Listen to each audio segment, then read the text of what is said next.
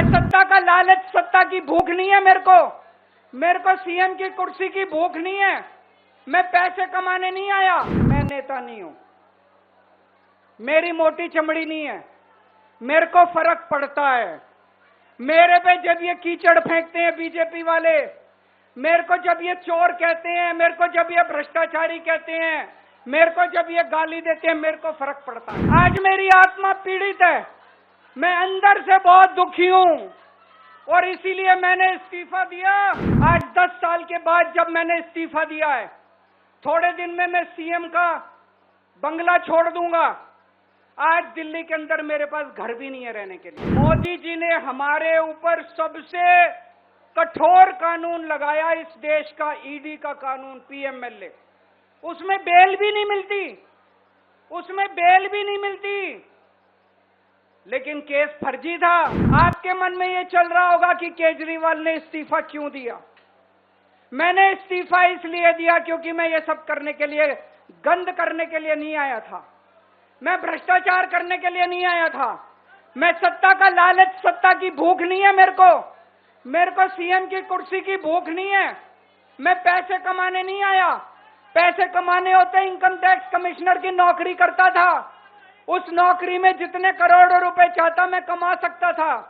पैसे नहीं कमाने, देश के लिए आए थे, भारत माता के लिए आए थे, देश की राजनीति बदलने के लिए आए थे। दोस्तों,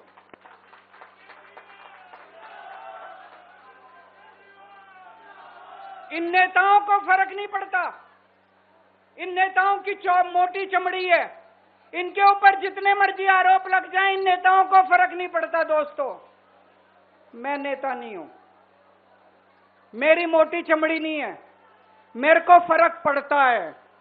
मेरे पे जब ये कीचड़ फेंकते हैं बीजेपी वाले, मेरे को जब ये चोर कहते हैं, मेरे को जब ये भ्रष्टाचारी कहते हैं, मेरे को जब ये गाली देते हैं, मेरे को फर्क पड़ता है।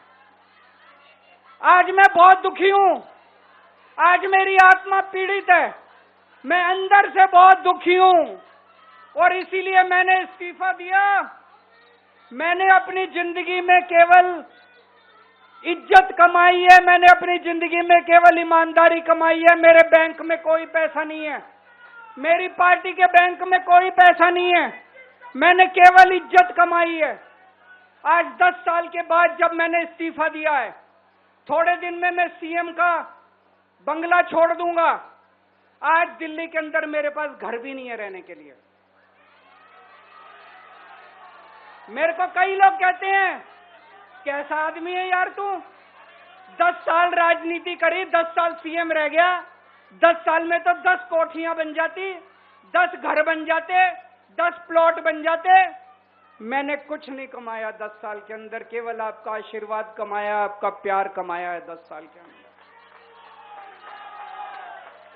और उसी प्यार का नतीजा है, आज जब मैं घर छोड़ूंगा, मेरे पास इतने लोगों के फोन आ रहे हैं, इतने लोगों के मैसेज आ रहे हैं, जी मेरा घर ले लो, मेरा घर ले लो, मैं किराया नहीं लूंगा, मेरा घर ले लो।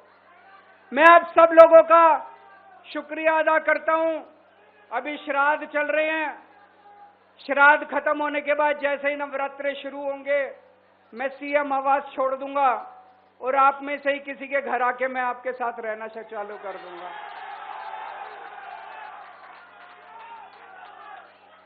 इन्होंने, मोदी जी ने हमारे ऊपर सबसे कठोर कानून लगाया, इस देश का ईडी का कानून, पीएमएलए।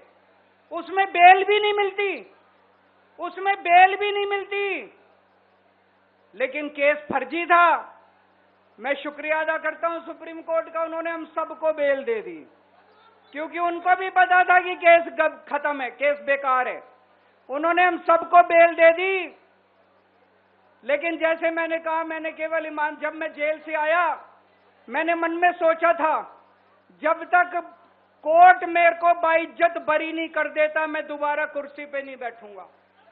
लेकिन मेरे को वकीलों ने कहा, ये केस अभी 8 साल चल सकता है, 10 साल चलेगा, 15 साल चलेगा, ये केस का कोई भरोसा नहीं है, ये केस अभी बहुत लंबा चलेगा।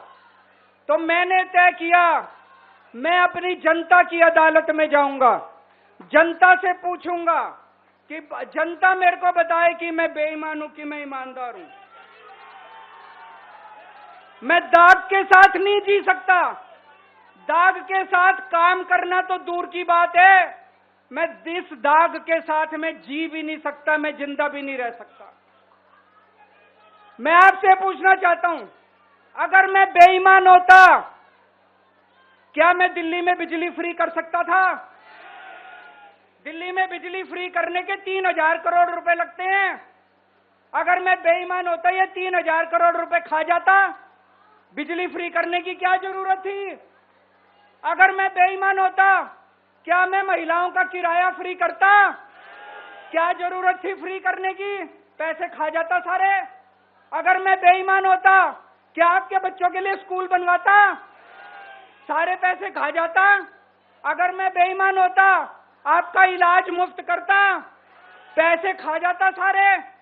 इन लोगों की 22 राज्यों में सरकार है, 22 राज्यों में कहीं बिजली फ्री नहीं है।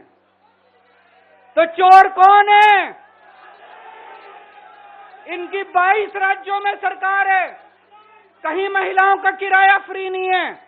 तो चोर कौन है?